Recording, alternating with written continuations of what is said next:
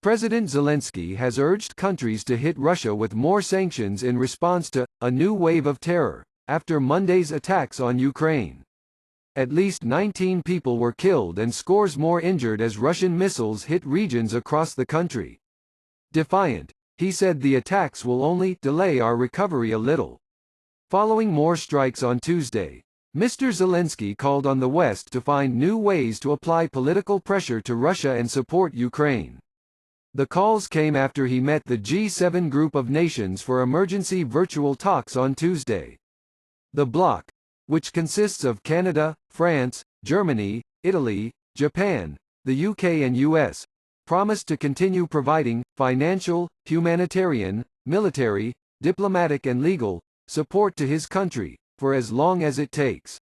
Mr. Zelensky said, "For such a new wave of terror there must be a new wave of responsibility for Russia, new sanctions, new forms of political pressure and new forms of support for Ukraine. The terrorist state must be deprived of even the thought that any wave of terror can bring it anything." Russian President Vladimir Putin said the attacks were retaliation for Saturday's explosion on a key bridge linking Russia to Crimea. Western countries have already placed widespread sanctions against Russian businesses as well as allies of President Putin since the invasion of Ukraine in February.